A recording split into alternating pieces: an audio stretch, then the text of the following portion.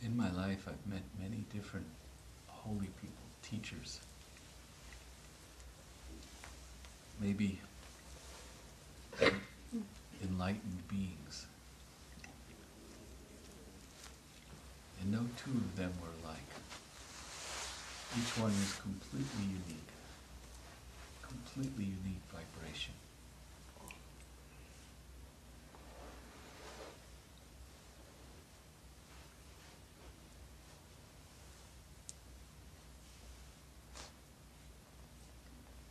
And each one had something to offer.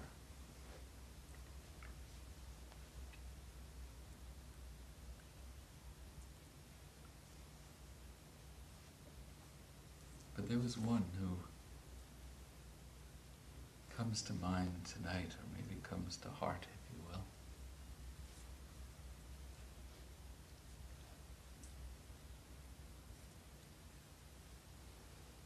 It happened in India, at a tomb of a great Sufi saint, Nizamuddin Auliya, in Delhi. And I was inside with my teacher, with Pir Vilayat. We were inside a mosque next to the tomb. And we were saying the traditional prayers, or at least following along. And suddenly I felt this very strong pull to go outside.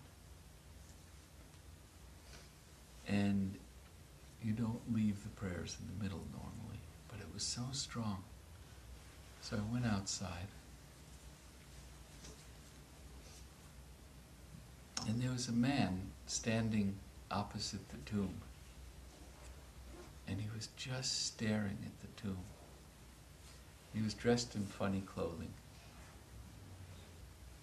Pajama bottoms and a sport jacket, and he was wearing 5 different socks on his head. And in the West we would say he was crazy, schizophrenic. And a friend of mine came up at that point, an Indian friend, and I said, "Will you come with me to talk to that man? I want to talk to him and I need a translator." And he looked at the guy and he said, "I won't go near anybody like that, and you shouldn't either. What's wrong with you? Don't you know better?" Well, I didn't know better.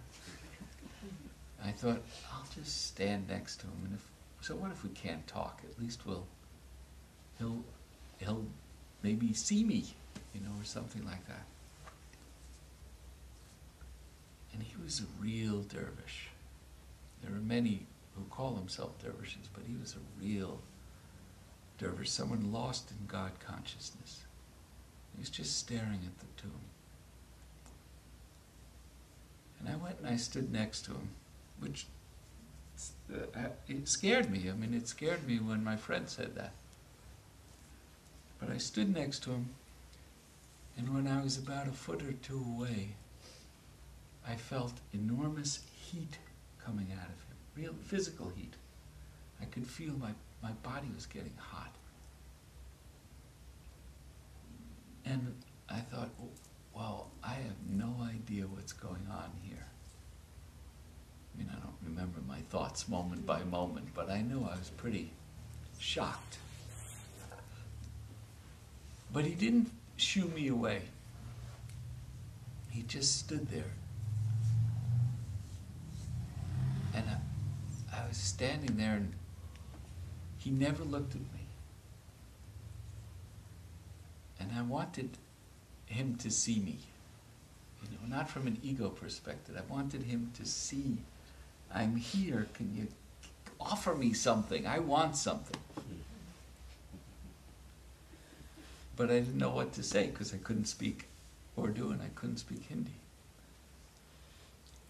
And we stood there for about 3 or 4 minutes. The prayers were still going on, and my friend Shahnawaz was off in the distance just watching. And then this dervish, without looking at me, says, "I was in the British Army, in English. And I was completely shocked. I didn't expect it. And then he told me some things about the world, which turned out to be true. He told me about the assassination of Anwar Sadat that was going to happen in 3 days or 4 days. And even about the end of the Soviet Union. This was many years before that. But that's not what was so amazing. And it wasn't even so amazing when Pir Vilayat came out of the prayers, and I said to him, to the Dervish, "Do you want to go meet my Pir?" He said, "Dervishes don't meet kings. That's the rules." And I didn't know what he was talking about. I had a sense, but I really didn't know. Yeah. And I was completely in an altered state at that time. I mean, this was beyond psychedelics. And then he looked at me, and he pointed to the tomb of Inayat Khan, which was behind us, like maybe 500 meters away. And this is what he wanted me to remember for this night and for many other nights. Because he said, "Don't forget." And at that point, I was not forgetting. He said, "The children of Inayat being Hazrat Inayat Khan, are destined to feed the children of the world."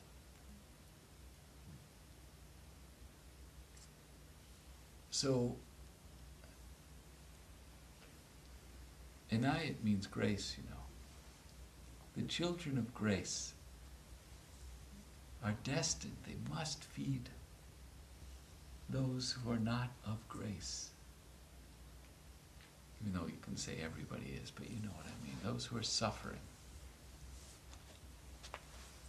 So the teaching, the spiritual message of Inayat Khan is not who we are, why we're here, how to live, how to grow, how to be spiritual, even though all of that's in there. It's not even the incredible teaching about vibration and music and sound. It's that one line. Teaching is to feed the world. How each of us take it is up to us. But it's connected to those few minutes tonight when just for a breath or two we're not totally focused on our form and our personalities. But for a minute we remembered, maybe you did, maybe you didn't, that we are vast beings in a limited form, but can become vast when we realize who and what we are. Then we'll feed the world.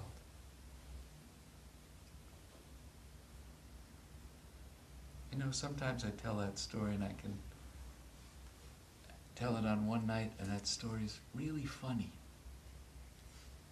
Sometimes really surprising.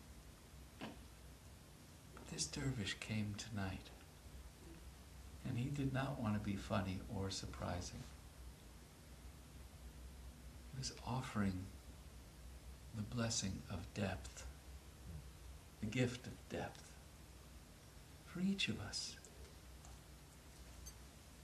And what's great is you get it whether you deserve it or whether you don't deserve it.